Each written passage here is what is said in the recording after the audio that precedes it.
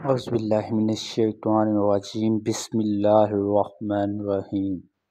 M store کے ناظرین، آپ مسواک غلط طریقے سے کرتے ہیں۔ یہ ویڈیو خاص آپ ہی کے لیے ہے، یہ ویڈیو آپ ہی کے لیے ہے۔ سیدنا ابو بکر صدیق رضی اللہ تعالیٰ عنہ سے مروی ہے کہ رسول کریم خاتم النبیین صلی اللہ علیہ وسلم نے فرمایا، مسواک کرنا منہ کو پاک کرنے والے اور رب تعالیٰ کو راضی کرنے والا عمل ہے۔ حضرت عائشہ رضی اللہ تعالیٰ عنہا نے بھی نبی کریم خاتم النبیین صلی اللہ علیہ وسلم سے اس حدیث کی ایک حدیث بیان کی ہے۔ سیدنا عبداللہ بن عمر رضی اللہ تعالیٰ عنہ بیان کرتے ہیں کہ نبی کریم خاتم النبیین صلی اللہ علیہ وآلہ وصحبہ وسلم نے فرمایا، تم مسواک کا لازمی طور پر اہتمام کرو، کیونکہ یہ تمہارے منہ کو پاک کرنے والا اور رب کو راضی کرنے والا ہے۔ سیدنا عبداللہ بن عباس سے مروی ہے کہ رسول کریم خاتم النبیین صلی اللہ علیہ وآلہ وصحبہ وسلم نے فرمایا، مجھے مسواک کرنے کا اتنا حکم دیا گیا ہے کہ مجھے یہ گمان ہونے لگا کہ عنقریب اس کے بارے میں قرآن مجید نازل ہو جائے گا۔ سید وارثہ بن اسحاق رضی اللہ تعالیٰ عنہ سے روایت ہے کہ رسول کریم خاتم النبیین صلی اللہ علیہ وآلہ وصحبہ وسلم نے فرمایا، مجھے مسواک کرنے کا اتنا حکم دیا گیا ہے کہ میں ڈرنے لگا کہ کہیں ایسا نہ ہو کہ مسواک کرنا فرض کر دیا جائے۔ سید انس بن مالک رضی اللہ تعالیٰ عنہ سے مروی ہے کہ رسول کریم خاتم النبیین صلی اللہ علیہ وآلہ وصحبہ وسلم نے فرمایا، میں نے تم کو مسواک کرنے کی بہت زیادہ تاکید کی ہے۔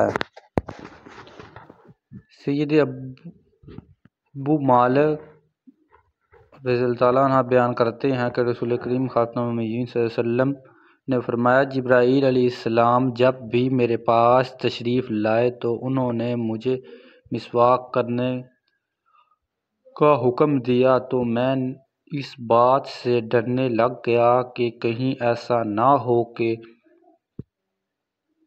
کہ میرے منہ کے سامنے والا حصہ ہی اکھاڑ دوں۔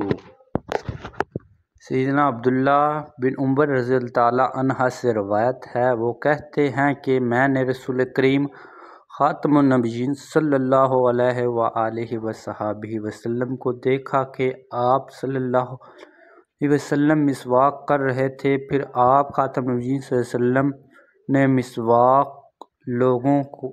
لوگوں کے بڑے آدمی کو دے اور فرمایا، بے شک جبرائیل علیہ السلام نے مجھے بڑے آدمی کو مسواک دینے کا حکم دیا۔ سیدنا تمام بن عباس رضی اللہ تعالیٰ عنہ سے مروی ہے کہ جب لوگ نبی کریم خاتم النبیین صلی اللہ علیہ وسلم کے پاس آئے تو آپ خاتم النبیین صلی اللہ علیہ وسلم نے فرمایا، کیا وجہ ہے کہ تم میرے پاس اس حال میں آئے ہو کہ تمہارے دانتوں پر میل، کچیل اور زردی نظر آ رہی ہے؟ مسواک کیا کرو، اگر امت پر مشک ڈالنے کا خطرہ نہ ہو تو میں نے مسواک کو وضو کی طرح فرض کر دیا تھا۔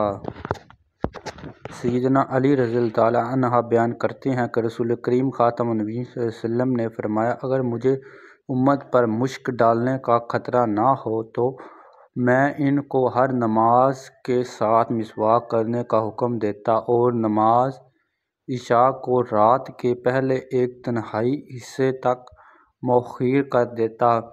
اسی کی وجہ سے یہ جب رات کو پہلا ایک تہائی گزارتا ہے تو اللہ آسمان دنیا پر نزول فرماتا ہے اور طوال فجر تک یہی رہتا ہے۔